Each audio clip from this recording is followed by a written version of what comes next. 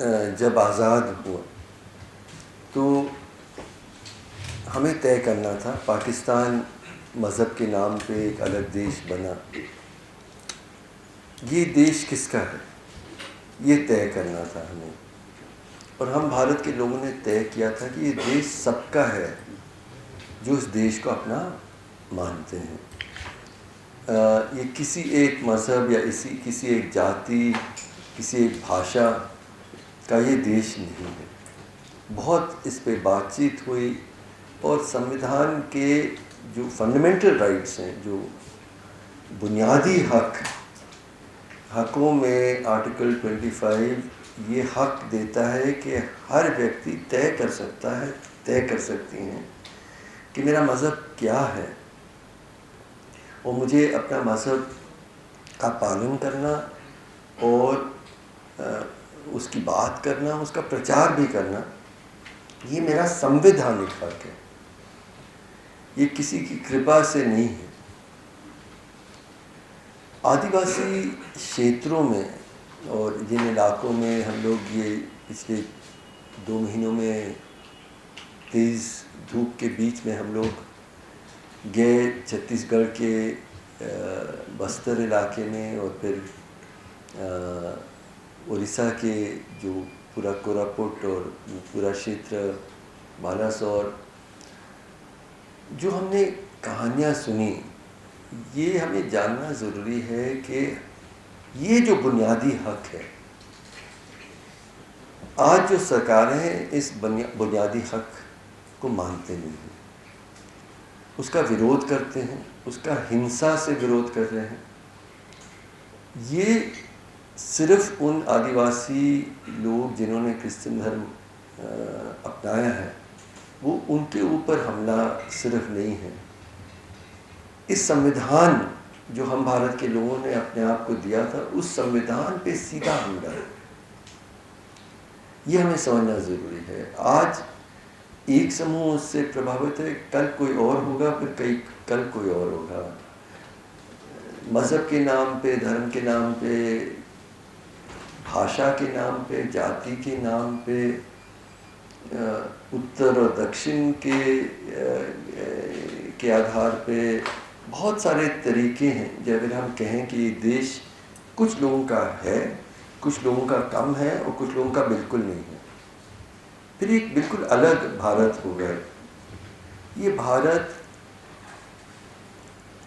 हिंदुओं का भी है, मुसलमानों का भी है, क्रिश्चियन लोगों का भी है, सिखों का भी है, आदिवासी लोग अपने अपने तरीके से जिस उनकी पूजा पद्धति है उनकी भी है, नास्तिक लोगों की भी है, और सबका बराबर का ये हक है।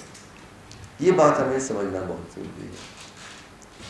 और अचानक ये हिंसा जगह जगह क्यों फैल रही है? उड़ीसा का उदाहरण मैं देता हूँ। उड़ीसा में 1.5 साल पहले तक नवीन पटनायक के नेतृत्व में सरकार चली, बीजेपी उसके पार्टनर थे, लेकिन बहुत दूर दूर तक भी हमें इस तरह की घटनाओं के बारे में हम लोग नहीं सुने। बीजेपी सरकार आई और जैसे एक डैम होता है, उसको आपने खोल दिया और अचानक एक बाढ़ सा आ गया, वो हम उड़ीसा में देखे। जो जॉन ने कहा था कि हम लोग ग्रैंडस्टैंड्स के जहाँ पे उनके 2 बच्चों का बहुत बेरहमी से, बहुत ही क्रूरता के साथ एक गाड़ी के अंदर, और वो कौन थे ग्रैंडस्टैंड्स? वो कुष्ठ रोगियों के सेवा में उन्होंने अपने जीवन समर्पित किया था। उनके 2 छोटे लड़कों के साथ वो उन इलाकों में गए थे जहाँ पे वो सेवा देते थे अपने। उनको जिस तरह से जलाया गया, जितनी क्रूरता से बच्चों को, और हम लोग जिन लोगों ने उस वक्त देखा था, उसमें जब कहानियाँ बताते थे अभी भी रोंगटे खड़े हो जाते हैं कि इतनी क्रूरता कहाँ से आई। जो व्यक्ति वहाँ मुख्यमंत्री बनाए गए। बहुत कम लोगों ने उनका नाम सुना था, मतलब अनजाने से व्यक्ति थे, आरएसएस के स्कूल के में पढ़ाते थे, प्रचारक थे। उनकी जीवन का सबसे बड़ी कामयाबी क्या थी कि दारा सिंह, जिनको पाया गया कि उन्होंने ग्रेहम स्टेन्स की और बच्चों की हत्या की, उनकी रिहाई के लिए इन्होंने आंदोलन चलाया। उस व्यक्ति को, जिसकी और कोई उपलब्धि नहीं है, आप चुन के उसको मुख्यमंत्री बना देते हैं, तो आप सीधा, मतलब कोई गुप्त तौर पे नहीं, आप एक सीधा मैसेज दे रहे हैं। और वो मैसेज सब लोगों ने सुना, वहाँ के सभी निवासियों ने सुना और समझा। और हम क्या देखे, मेरे दोस्तों ने बताया कि मैं फिर से 2-3 चीज़ें दोहराता हूँ। देखिए, ज़्यादातर वहाँ पे बड़े बड़े चर्चेज नहीं हैं। कोई 4 लोग 6 लोग यीशु मसीह को अपना उनको अपना मानते हैं, और वो इकट्ठा होकर अपने घरों में एक छोटा सा हाउस चर्च जिसको कहते हैं, और इबादत के लिए, जैसे इस्लाम धर्म में और यहूदियों में सिर्फ मतलब प्रार्थना करना काफ़ी नहीं है, कभी कभी आप लोगों को इकट्ठा होकर प्रार्थना करना ज़रूरी है। इसलिए रविवार के दिन लोग किसी के घर में इकट्ठा होते हैं उन जगहों में। और अब लोग डरे हुए हैं तो बहुत चुपचाप से वो करते हैं। कोई उनके मतलब आरएसएस की तरफ से हर गांव में खबरी के तौर पे लोगों को रखते हैं, जो बताते हैं कि फलां के घर में ये 6 लोग 8 लोग इकट्ठा होके प्रार्थना करते हैं रविवार के दिन। ये जानकारी बजरंग दल के लोगों को दिया जाता है, और फिर वो लोग आके हमला करते हैं, बहुत बुरी तरह से हमला करते हैं। और पुलिस की क्या रवैया है, पुलिस का क्या रवैया है, इस फिल्म में पता नहीं आप लोगों ने ध्यान से देखा कि नहीं।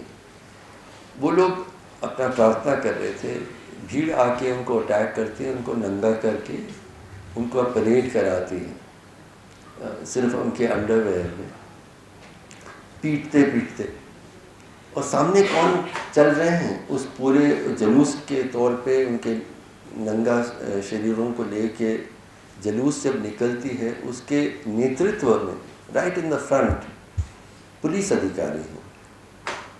उनको फिर एक हिंदू मंदिर में ले जाते हैं और उनको ज़बरदस्ती वहाँ पे मत्था टेकने के लिए मजबूर किया जाता है। फिर हम लोगों ने ये सुना कि देखिए, आप अगर क्रिश्चियन धर्म अपनाते हैं, कई परिवार, आदिवासी परिवारों में 2 लोग 3 लोग ने धर्म अपनाया, बाकी लोगों ने नहीं अपनाया। साथ में रहते हैं, माँ बेटे हैं, पति पत्नी हैं, बच्चे हैं। उन्होंने फिर ये नियम डाल दिया है गांव की तरफ से कि कोई क्रिश्चियन लोगों के साथ बातचीत तक करे, कोई भी रिश्ता रखे, तो उनको इतने 1000 रुपए का फाइन लगेगा परिवार के अंदर। अब इस तरह से परिवार को एक तरह से अभी हम देश को जोड़ना चाहते हैं, हम समाज को जोड़ना चाहते हैं, परिवार को जोड़ना चाहते हैं, या हर एक को तोड़ना चाहते हैं।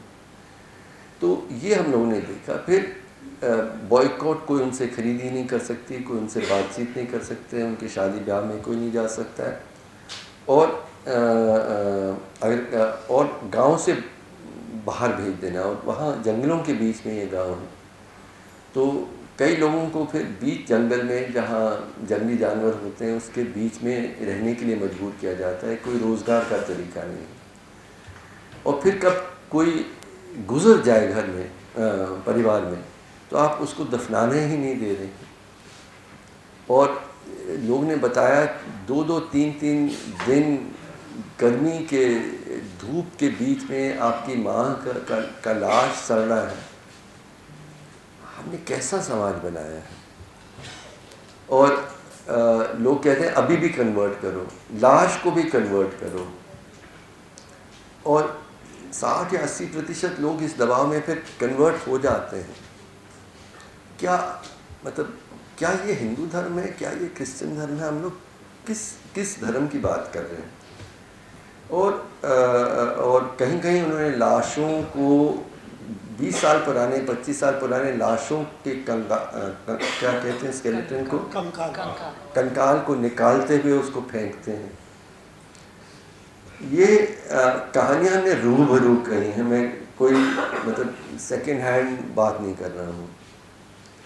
और हम लोग का ज़मीर को क्या हो गया, ये सवाल है। अगर हम तय कर लिए हिंदू राष्ट्र है, सब लोग तय करें, संविधान को बदलें, कहें कि अब दूसरे मज़हबों के लोगों को यहाँ पे हक नहीं है, इज़राइल जैसा देश या कोई और देश हम बनना चाहते हैं, हम लोग तय करें।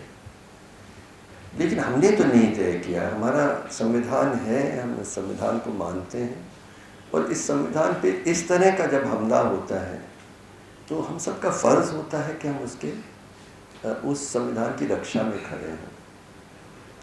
कल मुसलमान पे हमला हो रहा है, आज क्रिश्चियन पे हमला हो रहा है, परसों दलित पे हमला हो रहा था। इस सब के बीच में आदिवासी क्षेत्रों में बड़े बड़े कंपनी आके इनको आपस में लड़ा रहे हैं। बस्तर में हम देख रहे हैं और जगहों में देख रहे हैं। कौन अंत में इसका फ़ायदा लेगा? जब बड़े कंपनीज आएंगे और ज़मीन ले लेंगे, ये लोग तो परिवार के अंदर कौन क्रिश्चियन है, कौन प्रार्थना कर रहा है, कोई नहीं कर रहा है, इसमें हम लड़ते रहें। वो अपना ज़मीन लेके बड़े बड़े उद्योग और माइन लगा लेंगे, खूब पैसा बनाएंगे। ये हम सबको प्रभावित कर रहा है।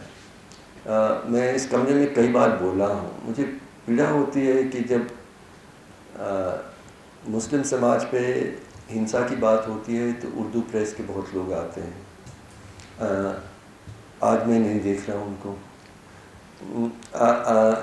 आज ज़्यादा क्रिश्चियन समाज के लोग इकट्ठा हुए हैं। क्या हम लोग इस तरह से भी बटे हैं कि मेरा दर्द मेरा है, आपका नहीं है, आपका दर्द आपका है, मेरा नहीं है? तो ये सारे सवालों को लेके हम लोग, मेरे जो साथी हैं, हम लोगों ने सोचा कि ये बात कहना ज़रूरी है। हम कहते रहेंगे, हम चुप नहीं होंगे, हम कहते रहेंगे जब तक कि आपके ज़मीर के गहराई तक हम पहुँचे नहीं। आपका ज़मीर जब तक पीड़ा न दे आपको, तब तक हमारा काम पूरा नहीं होगा। शुक्रिया।